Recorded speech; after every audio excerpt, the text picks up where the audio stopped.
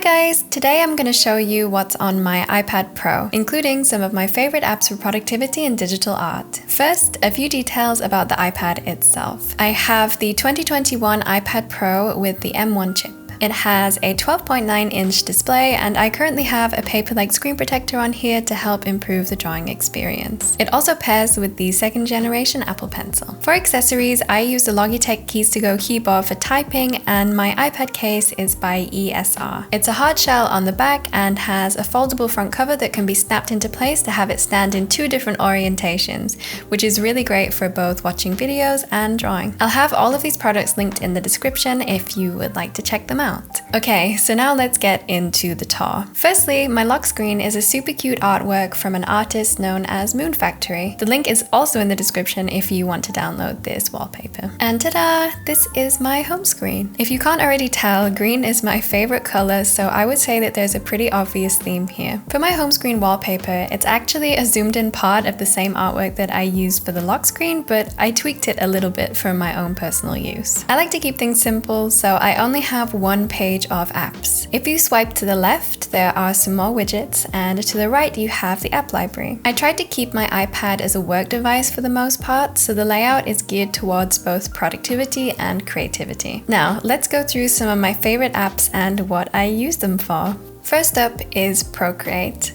I love to create digital art, so this is my favorite iPad program for this. It's easy to navigate, has lots of great features, and has a bunch of really nice textured brushes that come with the app. If you're familiar with my YouTube channel, I'm sure that this comes as no big surprise. The next app is called VizRef. It's an app that can be used to create different mood boards with your reference images. You can add photos directly from your files or photo library and arrange the images how you want to. I often use the split screen function on the iPad to see the mood board while I'm drawing with Procreate. Next up is Pinterest, which I'm sure you're already quite familiar with. This is where I find most of my reference photos for illustrations. It has a huge library of aesthetic images that are tailored to your interests, and you can save your favorites into boards to use for inspiration later. Next, I have the Notes app, which is one of the default Apple apps. I feel like this one is pretty self-explanatory, but I like to use this to write out plans for videos. It also has a pretty neat feature where you can share notes with other people, so yeah, that's quite useful. Then I have Pages, another Apple app that is kind of comparable to Microsoft Word.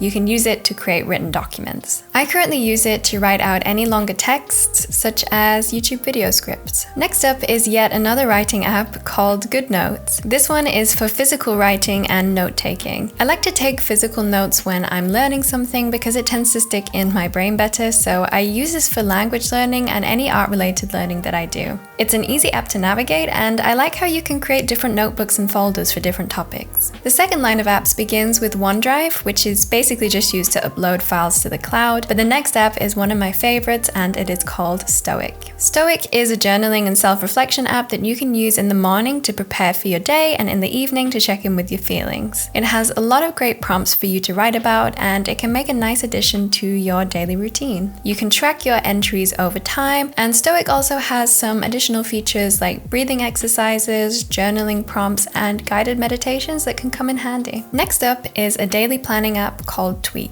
This app has a very simple interface, which is one of the reasons that I love it. You can easily move entries between days and also color code them to categorize different tasks. I currently use Tweak for pretty much all of my daily planning. Reminders, again, is another app that I feel like doesn't need much of an explanation, but it is very helpful for reminding me when I need to water my houseplants. The second to last app on the main page is Forest, which allows you to set a focus timer. When you start the timer, you begin to grow a virtual tree, and if you try to leave the app, your tree dies. When your tree is done, it is added to your forest, which is a cute little way to track your focus time. You can also save up to buy new variations of trees. I must admit, I do prefer to use this app on my phone as I like to use it when I'm drawing, but your forest data does sync between devices. And finally, the last app on my main page is Patreon. Here, you can subscribe to artists for a small monthly fee, and in exchange, you get a bunch of tutorials and behind-the-scenes content. It's easily one of the best best ways I've found to learn from your favorite artists. I'm currently subscribed to Sarah Faber and Sibylline, but I change it every month depending on who I want to support. For my dock, there's nothing too exciting or out of the ordinary here, just a collection of essential apps that I use all the time. But I do have a folder of additional apps on the right. This folder starts with YouTube Studio and Sell on Etsy, which are really helpful for me. And then I have VSCO, or maybe Visco.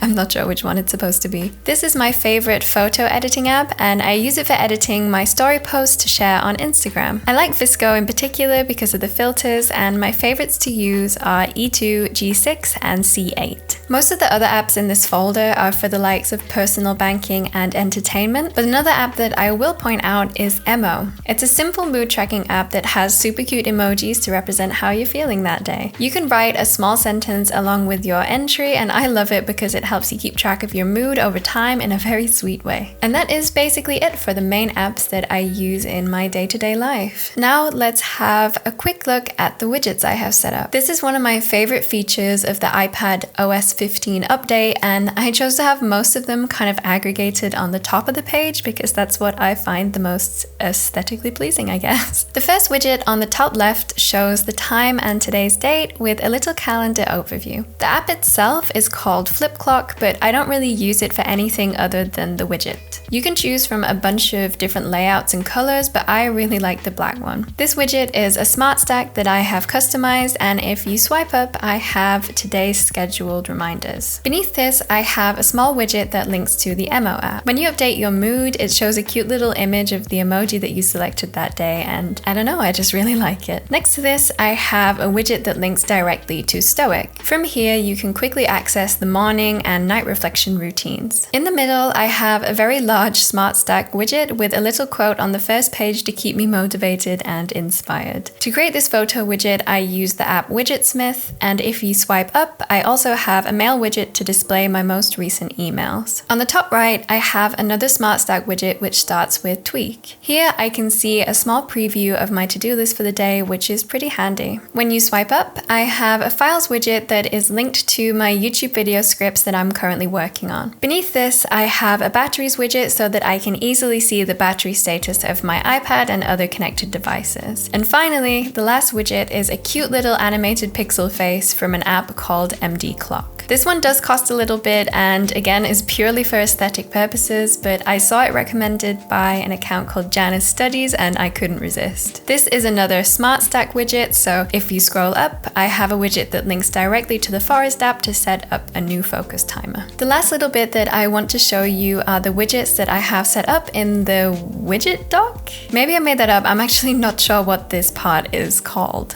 At the top, I have the Siri suggested apps widget, followed by a Spotify widget that links to my recently played playlist, and then reminders again. Beneath that, I have a quote widget that I believe is linked to the Stoic app, and another Widgetsmith widget with more of Moon Factory's lovely artwork. I forgot to show you the Widgetsmith app the last time I talked about it, so here it is. And finally, I have a little focus breathing widget from Stoic at the very bottom.